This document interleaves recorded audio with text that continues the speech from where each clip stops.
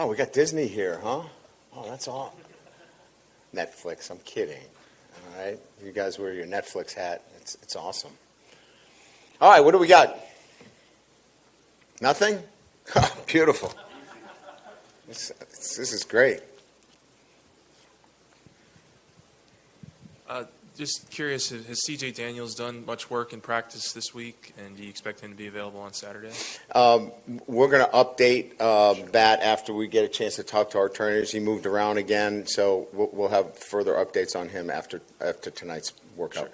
And then there's been a couple of receivers that you have on that injury report. It indicates that all those guys can't go. Who are some guys maybe after that Kyron Lacey grouping that you're looking at that could kind of step up with some added reps, I guess, on Saturday? Well, I mean, clearly Xavion, will be, prominently, look to play a larger role for us. Aaron Anderson, certainly.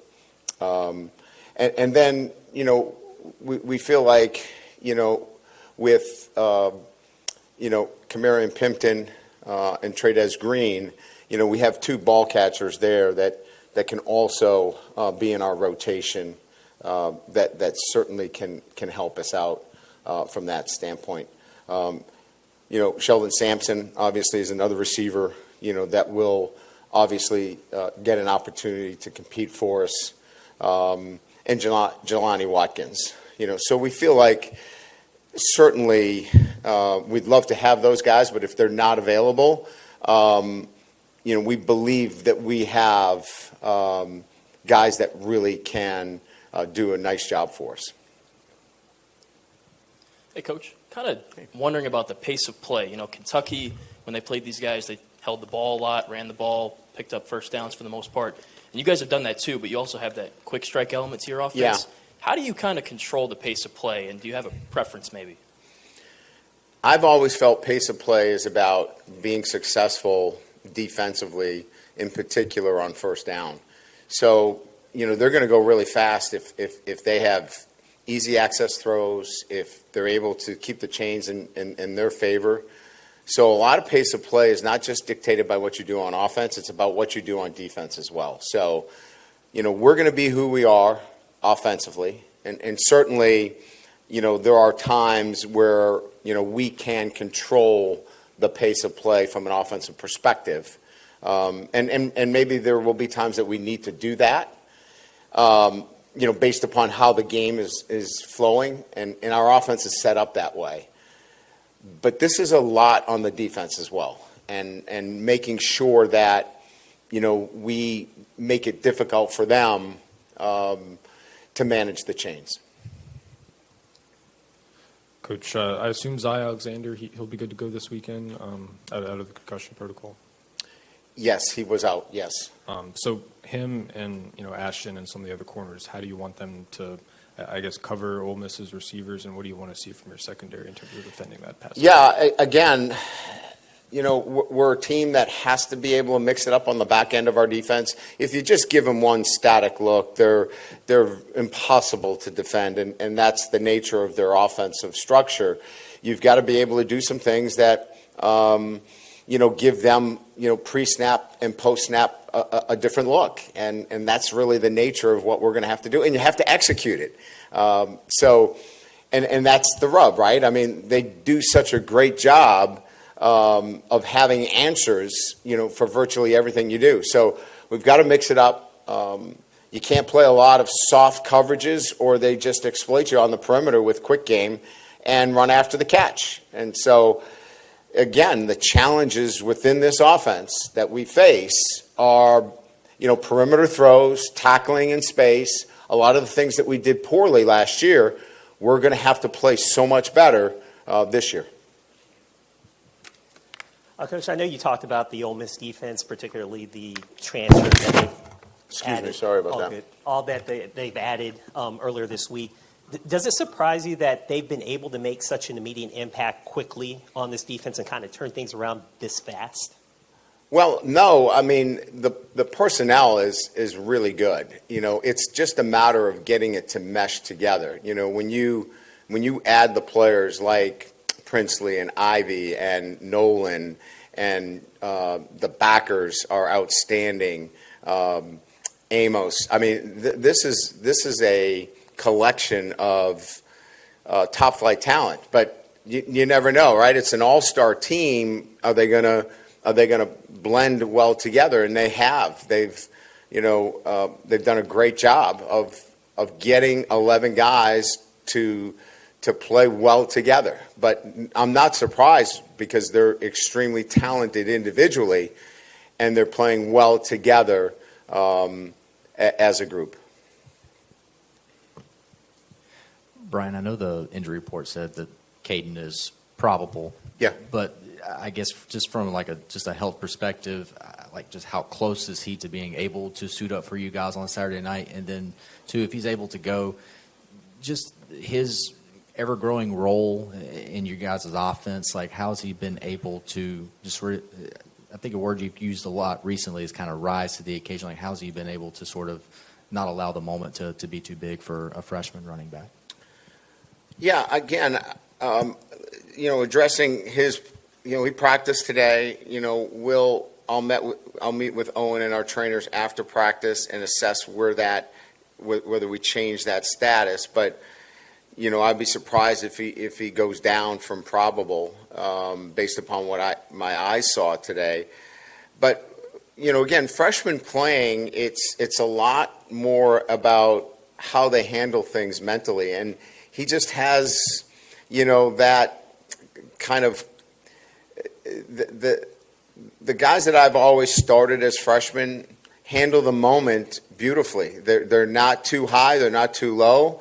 If they make a mistake, they put it behind them and they move on to the next play. And he just has that ability to not let something detract him from the next play. And I think that's what the secret is for young players. In Garrett's first year as a full-time starter, how has he handled this bye week in preparation for this week?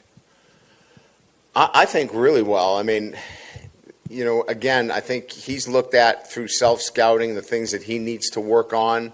We did an exhaustive scout in terms of, throws and completions and, all of those things. So he went to work on those this week. I think he made some pretty good progress. And, he's that kind of guy. I mean, he wants to know all the data. He wants to know, what are the things that I need to improve on. And I think he did a great job this week in working on it. One guy we haven't talked a whole lot about this season is Kyron Lacey. What have you seen from him overall? How would you assess how his season has gone so far? I think, he had a couple of games where, he'd like a couple of catches back, but by and large, he's made some big plays. If you go back to the South Carolina game, some, game-changing plays against, South Carolina.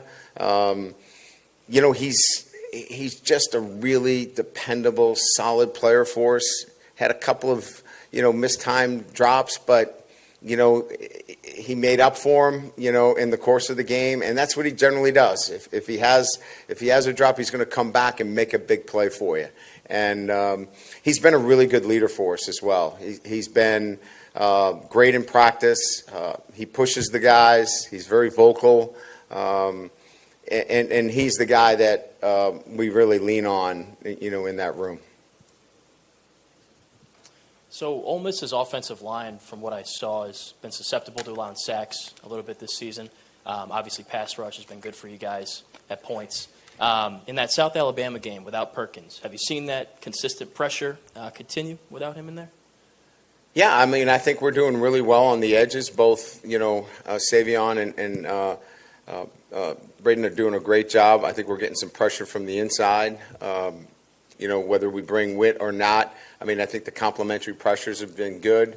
We'll have to continue to do that because Harold's not playing this year. So we've been pleased with the pressure that we've gotten with our front, and we're going to need to continue to do that. Now, the ball comes out really quick, so this is not an offense that's susceptible to, a lot of sacks because the game is such that the ball comes out so quickly from Jackson Dart's hand. You're going to have to go chase him down. But, you're looking for pressures and batted balls and things like that. And, we're going to need to affect some throws too.